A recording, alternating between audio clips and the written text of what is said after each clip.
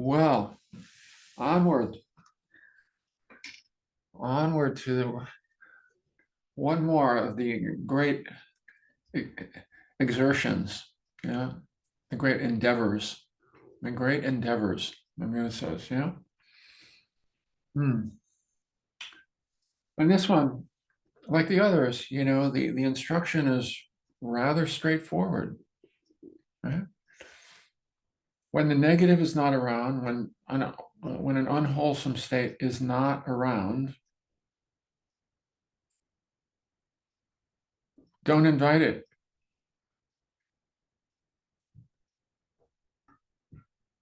Just don't invite it. That's all.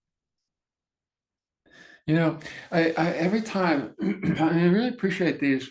So many of these exercises remind us.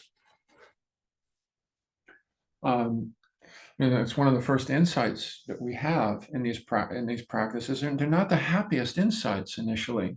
You know, they remind us of the ways in which the Buddha talked a lot about the ways in which our minds and hearts are simply not trained in certain areas. Yeah, it's not a judgment. There's no judgment in the way he talks about it. It's just it's simply a matter of training in some of these areas. And first of all, it's discovering honestly in our own experience some of the ways in which it's not trained. Not because this is one of the things we can do, not because, oh, what's wrong with me? I must be super slow. I don't get it. This isn't for me. Not because that, just because we haven't trained in this area. If we hadn't trained in playing the piano and we sat up in front of a piano and went, well, we wouldn't expect to be able to play it, right? Without training. Any of you who have played an instrument understand that, you know? So it's just a matter of training. And it's not that it can't be done. The Buddha also said, I wouldn't be suggesting these things to you if they couldn't be done. I'm suggesting them to you because they can be done.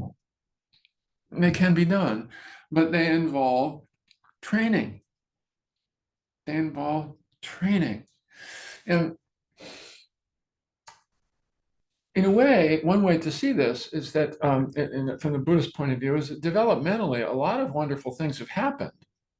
And amazing developmentally things have happened. And evolutionarily, amazing things have happened. And we've grown a lot and we've learned a lot. And look, we can communicate. We've learned how to go from crawling to walking, and we can actually walk without bumping into too many things, right? We learn how to make our way through the world in many ways. It's how we got here. All that's good. Yeah, all that's good. But along the way, there are some things so far that we have not trained to be better at. It's simple. It's just like that. And of course, this is why some people don't stop, because you start to look and go, oh wow, and it's hard to just take a step with a training. Okay, what are these trainings now, and what how can I do this? And these four great endeavors or exertions are four of these simple trainings on a path to wellness. Susan are both therapists, and there are these diagnoses that we have, and sometimes, that are in the manual and so forth. And we're not big on diagnoses, of course, right? So there's some descriptions, but we often thought if there were a Buddhist diagnoses kind of thing, one of them would be arrested development of self-soothing, arrested development of knowing how to take care of ourselves. No, I don't mean how to take care of ourselves when like brushing our teeth and some of the usual thing, but in terms of taking care of our nervous system, learning how to do better, more so, some of the things that we're talking about this week. Yeah. how to keep the wholesome around. And they're all interconnected. Obviously, we've been putting special emphasis on one of them, each day. You know,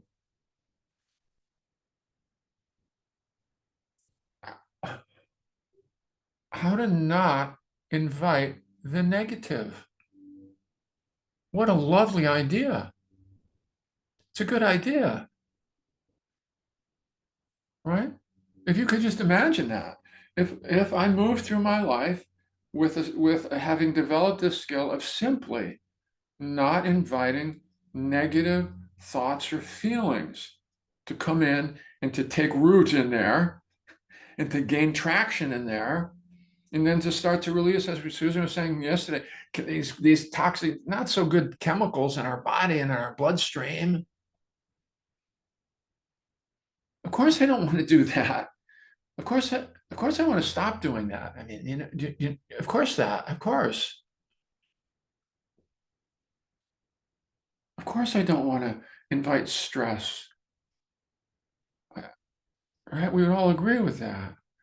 It's just that we have not been trained in how not to do that, and how to not invite stress. Right? We find this.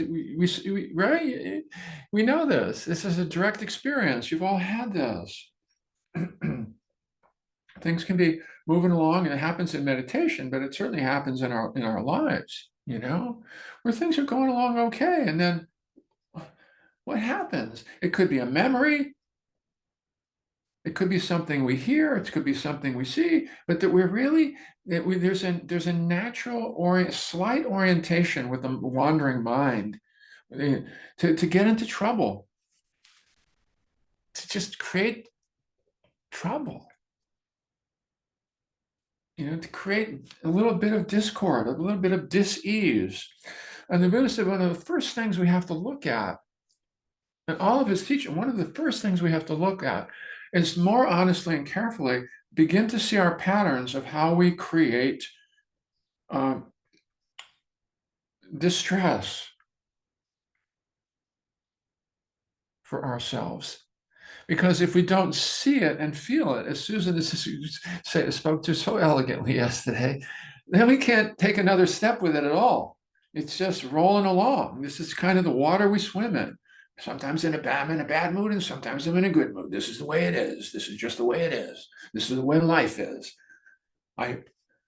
Okay, this is the way it is so far, but there are some trainings in here to suggest that if we get better, it's orienting toward the positive more of the time, and begin to create and cultivate that as a new habit, you could say, as a new pattern, that will bear some fruit. It will bear some fruit in the direction of wellness. If we get better at releasing the negative when it arises, that will bear fruit. If we can invite wholesome states of mind, just spend more time in those spaces, and with that attitude, with that open, accepting attitude, it's a good place to be. It's a more comfortable place to be. We can co-create that. We can practice that. We can cultivate that. But the real the real piece which we say often too, because all of us forget this, and all of us set the bar really high for ourselves, and we want to make progress quickly. But part of it is that it's a gradual process, and we need to appreciate the small moments of breakthrough, the small moments. Oh, okay, I see. I was just able to do that. I was just able to, stay here for a little bit longer without anything negative coming in. That's cool. Whoops. And then it slips away, and something comes in there, either something self-critical or something, well, how does that mood get in there? See, part of it now is looking this would be today's work, right? Focus. When things are moving along okay,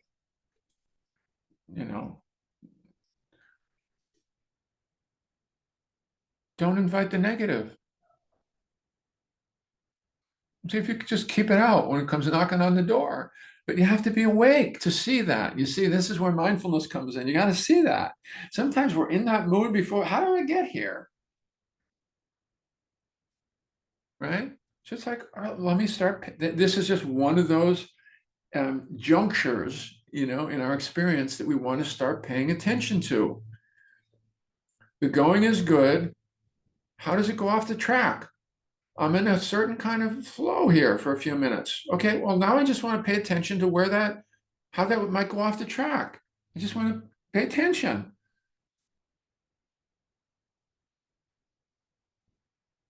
You see, it's that. It's that moment. It's that moment. It's that area of let me just see. This is not a judgment thing. See, it's just I need to see. It's just it's just coming to understand the patterns of the self that get us into trouble. Well, that's it. So this is the day's the direction for the day. Yeah, this is the direction for the day. Yeah. Don't invite the negative. Don't invite the negative feeling. Yeah. If it comes, don't let it take root. Just see if it can. No, I want to stay here. I want to stay balanced. I want to stay for a little bit longer, just a little bit longer, a little bit longer. So much of it is staying with the positive a little bit longer, staying with the negative a little bit less long, having a shorter tail with that. That's part of the path of wellness in this tradition. Yeah.